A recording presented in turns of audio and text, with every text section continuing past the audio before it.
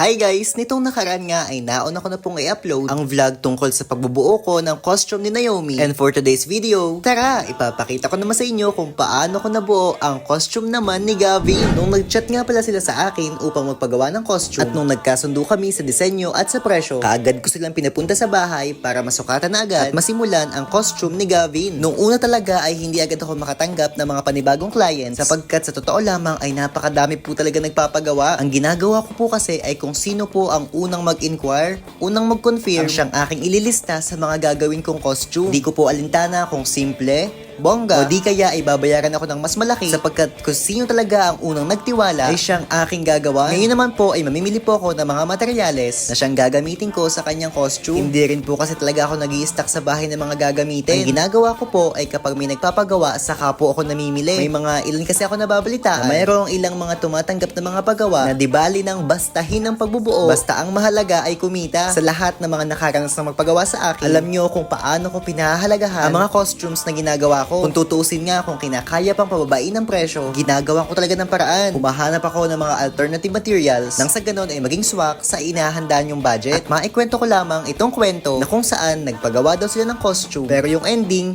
hindi nasunod yung kanilang plano. Ang nangyari kasi ay sa sobrang dami daw ginagawa ay nirush na lamang yung costume. Yun talaga yung pinakaayaw kong mangyayari sa akin. Yung tanggap ng tanggap tapos hindi pala kakayanin. Pero syempre, hindi ko rin naman alam kung ano bang kwento ng kanilang yun. Malay naman natin na kinulang talaga sa time, hindi sapat yung allotted na oras. Pero syempre, kung alam mong hindi sapat yung oras, dapat di mo na tinanggap. Kaya lagi kong tinatanong sa mga nag-i-inquire sa akin, kailan po gagamitin, saan gagamitin, ano po ang design. Hindi ko rin naman kaagad-agad mabibigyan ng presyo. Dahil syempre, pinag-aaralan ko pang mabuti kung paano yun gagawin, ano yung mga materials na kakailanganin, at ina-estimate ko yung oras, kailan to masisimulan, at kailan kaya matatapos. Minsan nga, kahit hindi talaga kaya, sila yung nagsasabi na, Kuya Pat, please, alam kong ikaw yung makakatulong sa amin. Kahit simple lang, kahit bastahin mo na. Pero syempre, ayaw ko namang gumawa ng basta. Kahit sa oras na kailangan ko ng pahinga, yung oras para matulog, yung oras para kumain, madalas nakakalimutan kong gawin. At yun yung dahilan kung bakit humihingi ako ng tulong sa mga pinsan ko. Minsan nga, pinapagalitan nila ako. Sabihin nila, kahirap na yan, dapat di mo na tinanggap. Kaya ba yan ang oras mo? Kaya mo pa ba? Madami ka pang uunahin. Alam mo yung namumutabi sa akin na ganito kasi, first time daw niyang lalaban, gusto niya maganda yung suot niya, ito lang daw yung budget niya. So kahit pa paano, sige, gagawin ko na. Pero syempre, kakakibat nito, abay kailangan kong gawin, nag-oo ako eh. At syempre, nakakawala ng pagod kapag lagi akong sinusuportahan ng misis ko. May rason lahat ng pagsusumikap ko. Marami nagsasabi na,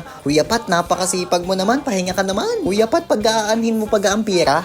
Kuya Pat, lahat na ikaw na ang gumawa. Alam mo yun, sa bawat costume na aking ginagawa, sa bawat tao na nakaka-appreciate nito, sa bawat kliyente ko na nakaka-receive ako ng mga magagandang komento, ay mas lalo akong ginaganahan magtrabaho. Hindi naman talaga maitatanging nakakapagod. Pero lagi kong tinatandaan na bawat pagod, kapalit nito ay pag-asa. At sa bawat pagbubuo ko ng mga costume na ito, iba't ibang kaalaman ang naiipon at nararanasan ko. Ilang araw, gabi-gabi kami nagpupuyat para magawa ang lahat ng to. At kung makikita nyo, talagang detalyado ang pagbubuo namin ito. At sa mga nagtatanong kung ano ba yung mga materials na ginamit ko dito, bumili po ako ng telang ethnic na nabili ko sa online. Yun namang basket para magaan niyang suot. Yan naman po ay gawa sa rubber matics na pinintahan ko ng gold. At para naman sa tatlong basket, ito naman yung magsisilbing backdress ng isusuot na costume ni Gavin. At yung mga palay naman ay nabili ko lamang din po sa online. Pag nag-upload po ako sa Facebook ng aking mga nagawang obra, lahat ng mga comments nyo ay binabasa ko. Nakakataba ng puso sapagkat marami ang natutuwa, marami ang nai-inspire, at bukod dito, nakakapagbahagi pa ako ng aking mga karanasan, kapupulutan ng mga aral para sa mga babago pa lamang magsisimula. At hindi ko rin po maitatanggi na kung minsan may mga nagtatanong kung bakit ang mahal ng costume, wala bang mas mura, o kaya naman nagtatanong sila hindi ba overpricing? Gaya ng paulit-ulit kong paliwanag, mas mahirap po kasing buuin ng handcrafts kaysa sa mga nabibili na mismo. Kasi hindi lang naman puhunan yung tumatakbo dito eh. Sarili mo,